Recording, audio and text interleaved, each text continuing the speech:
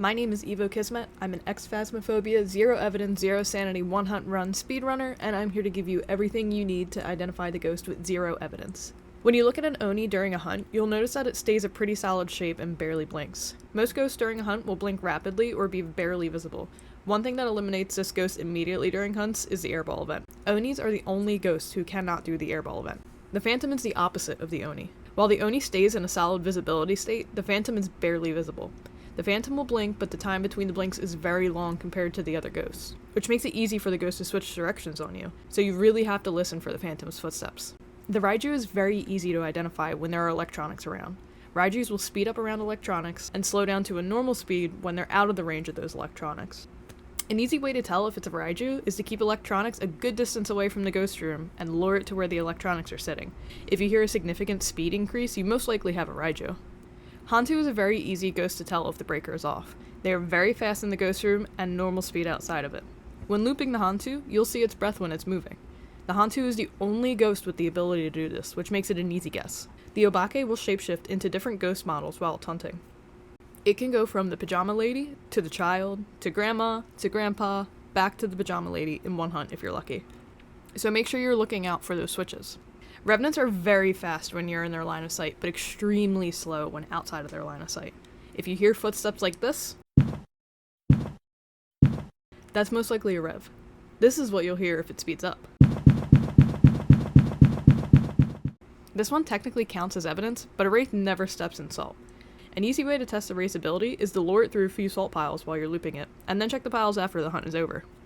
A Pulti is very easy to identify because it will throw just about everything in its path. It actually looks like they're launching things across the room when using their ability, so you'll be able to tell immediately if it's a Pulti throw or just a ghost tossing things around.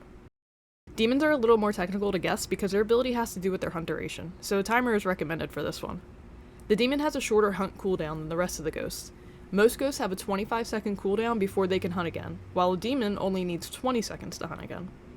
When a ghost gets smudged, they cannot hunt for 90 seconds, excluding the spirit who can't hunt for 180 seconds after getting smudged.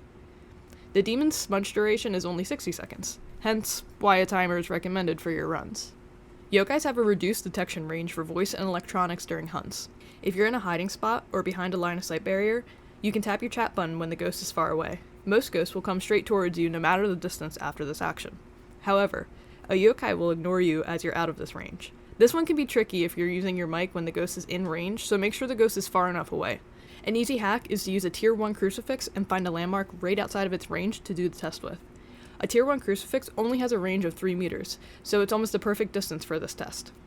If you're doing one hunt runs on Tanglewood, you can place the tier 1 crucifix in the kitchen and use the couch as a landmark. If the ghost is by the couch and you tap your mic and it doesn't come directly towards you, it's probably a yokai. A Dio will sound like the fastest ghost you've ever heard, up there with the Rev's line of sight speed, to not being fast enough to catch you while you're walking. The only way a Dio could get you is if you were in a hiding spot or just stop moving completely. So just remember, Rev is super slow to super fast, Diajin is super fast to super slow. The more you practice zero evidence, zero sanity one hunt runs, the better you will get at identifying ghost types. It helps to make a checklist in your head while you're doing these runs. For example, mine is, okay, the ghost looks like it has normal blinks. It sounds normal. I'm tapping my mic and it's heading towards me, but it was definitely out of the range of a yokai, so it's not a yokai. It's speeding up the normal amount with line of sight. It stepped in assault. Oh, it just switched from the pajama lady to the child. It's an Obake. I hope these tips helped you with your runs. Make sure to save this video so you can reference it in the future. If you like this video, be sure to check out my other video, Phasmophobia Ghost Hunting Equipment Guide, where I break down all of the equipment in Phasmophobia. Happy hunting!